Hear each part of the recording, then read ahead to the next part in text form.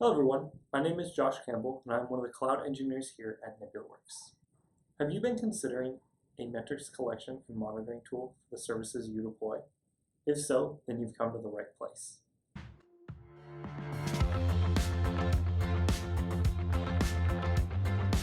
In this session, we will use the well-known infrastructure as code tool Terraform to deploy a Vault cluster in GCP as a service to monitor. This Vault cluster will be provisioned with telemetry configuration to write metrics to our Prometheus node. With Prometheus, we will review the metrics, alerting configurations, and dashboard setup to help our engineers monitor their cluster health. Let's get started. We have our objectives for today, which include deploying a Vault cluster, reviewing Prometheus configuration, setting up alerting, and setting up monitoring. And some of the additional resources we have and tools that we'll be using are Terraform, Consul, Vault, and Prometheus. And you can find links to those down in the description below. Before jumping into the metrics collection, let's get a general overview of some of the tools we'll be using today. Terraform is an excellent tool developed by HashiCorp for building, changing, and versioning infrastructure safely and efficiently. With Terraform, users are enabled to deploy infrastructure from version control provisioning consistent and short-lived features that are constantly being iterated on. Before Terraform, users were required to make custom API calls to their cloud provider of choice, or use specialized infrastructure as code tools provided by the cloud provider they are using, such as Cloud Init from AWS. Next, we have Consul, also developed by HashiCorp, provides users with a slew of features, but most notably, for this project, we'll be using it as a key value store. Other uses for Consul include service discovery, service configuration, and service segmentation. Lastly, from HashiCorp, we will be using Vault, and we will use it as the heart for our project. Storing sensitive data is always a challenging task for an enterprise workforce, and HashiCorp made it easy with Vault. In this demonstration, we will deploy a Vault cluster to feed Prometheus with the metrics. Now that we've done a general overview, let's dive into Terminal and take a look at all the configuration and files that we'll be using in this project.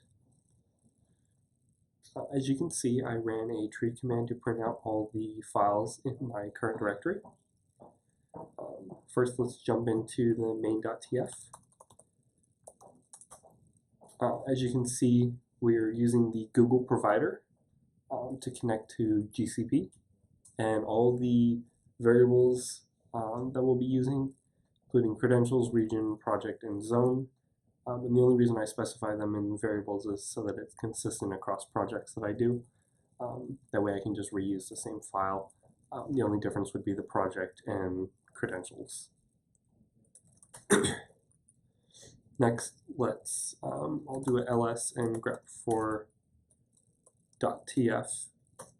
And here you can see the three main instance Terraform deployments that we'll be doing. So we have the Consul.tf, we have Prometheus.tf, and we have Vault.tf. Each one of these is to establish the instances that we're going to deploy.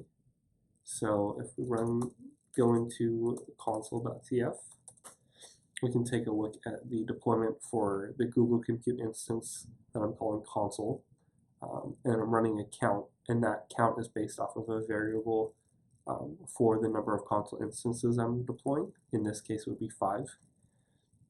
The name based off of the count index, and then all the other information such as boot disk, network interface, and then file provisioners and remote execs. We'll close out of that and we'll jump into the Vault.tf. Very similar, a little bit longer though. As you can see, same information. The Vault instance count is going to be 3 in this situation. And we're running the file provisioners and remote execs as well. The next piece we can take a look at is the Prometheus.tf, and in here you'll see that I'm provisioning with both Prometheus and a Grafana, as well as a couple remote execs and an output. One remote exec that I favor and will typically do on projects is a local exec. So when I'm done with the deployment, it'll actually open up the web interface for the service that I'm running. So in this case, it actually opens up the port for Prometheus as well as the port for Grafana. And that's just a convenience so that I don't have to go into terminal, figure out the IP address, and then enter the web address. It just opens it up automatically. The last piece we can take a look at is I'll do ls and grep for the shell files that I'm using. So we have the console server.sh, Grafana server.sh, Prometheus server.sh, and Vault server.sh. Each one of these will install the binary, set up the service for systemd, and then install any configuration necessary for the service required to run. So in this case, console and Vault both have custom configurations for the server for their respected service, as well as Prometheus. The only one that I haven't really changed anything was Grafana. I'm just pulling down the tar and extracting it into the etc directory. So now that we've gone over that, let's jump in and actually look at the Prometheus server.sh and look at the configuration that I write. So as you can see, I'm doing a here doc to write the Prometheus YAML. If we jump down to the job descriptions, you'll see there's the default Prometheus, so that Prometheus is aware of itself and can list its own metrics.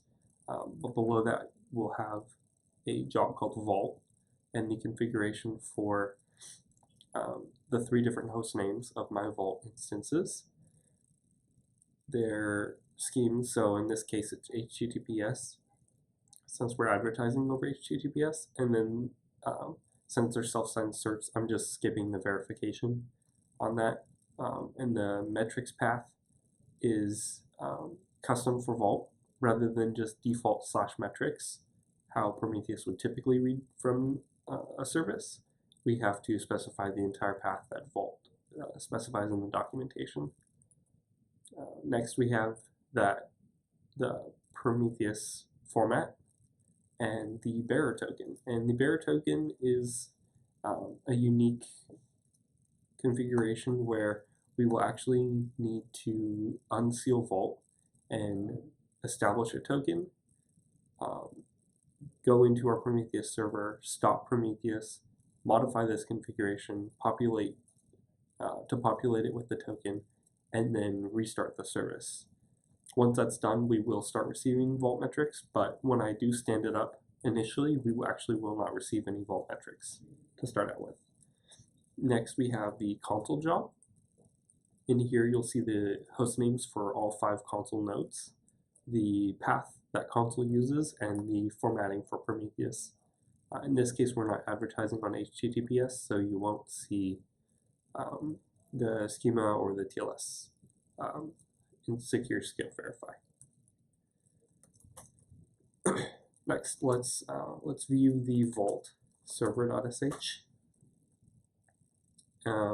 In here, you'll notice that we have a telemetry piece configured with the Prometheus retention time and disabled host name.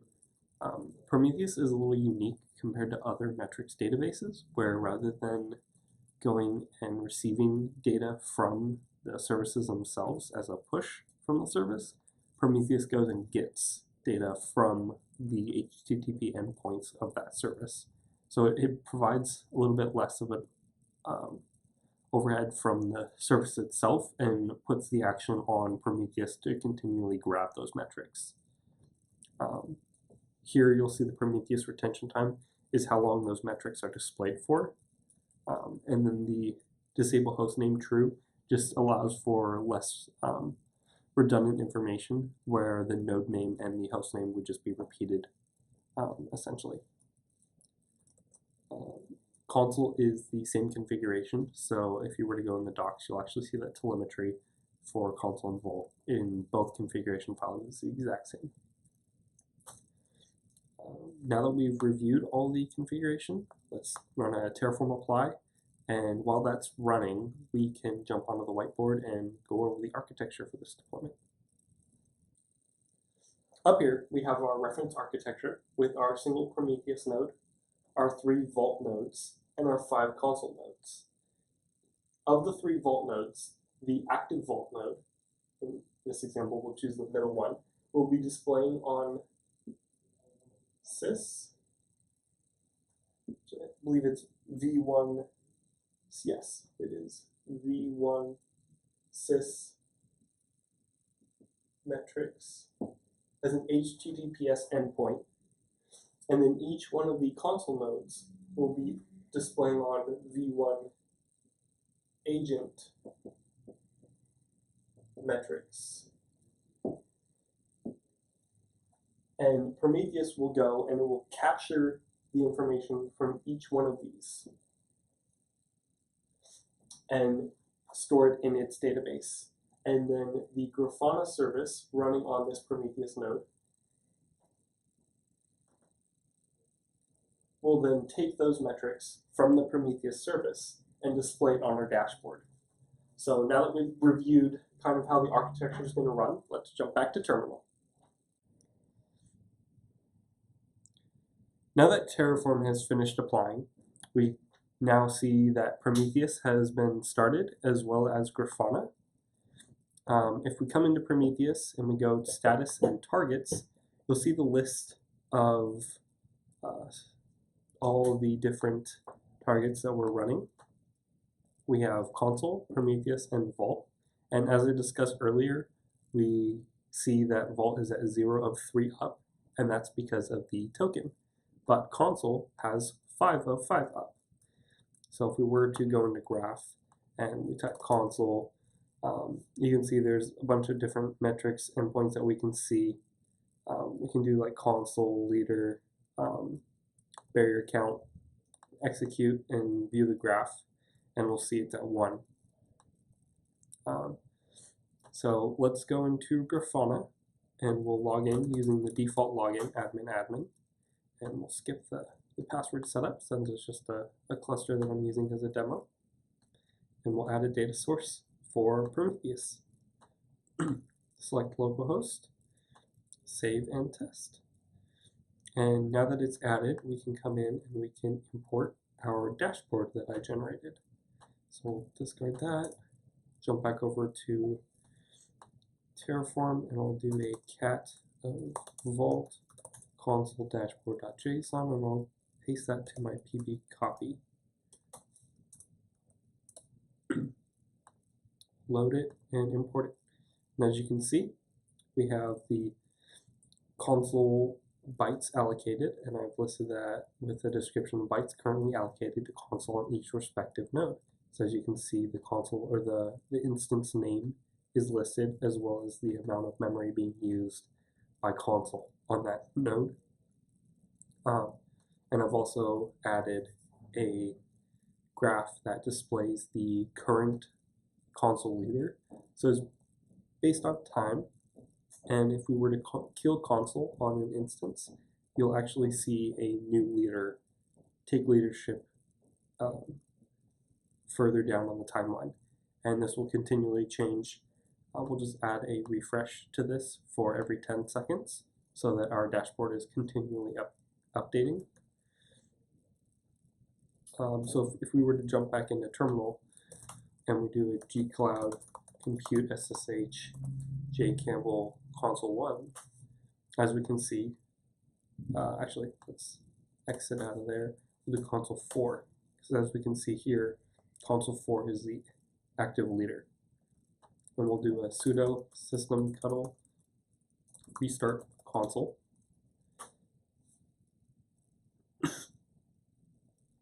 And as this is repopulating every 10 seconds, we'll see that change.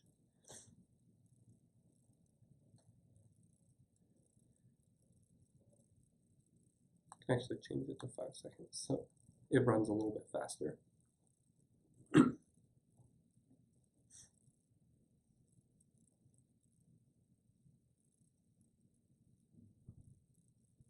So now we can see that console 3 took leadership.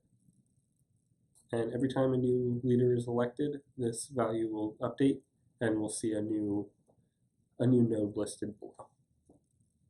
So now that we've reviewed console, let's jump into our vault nodes and we'll unseal them. So I'll exit out there, and we'll do vault 1,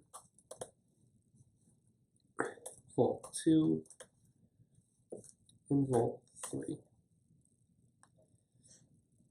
So here we'll just do a vault operator unseal. Vault operator init. Apologies.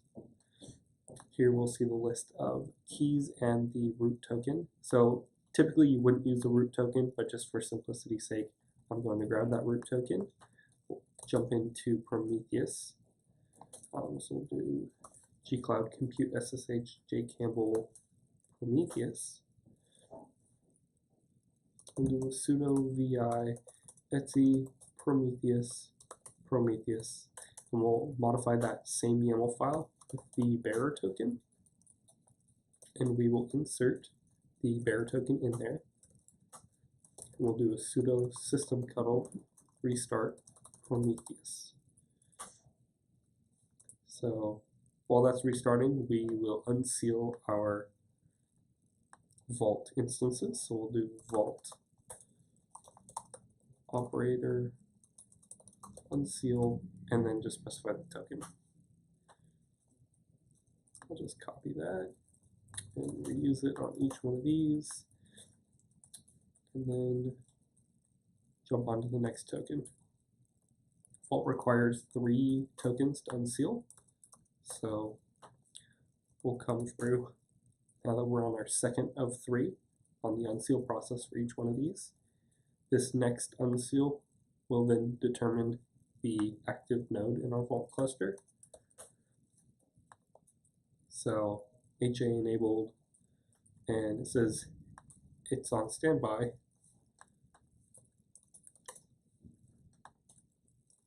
If we do a vault status again, we'll see that this is actually the active node. And I assumed it would be because it was the first one that we completely unsealed.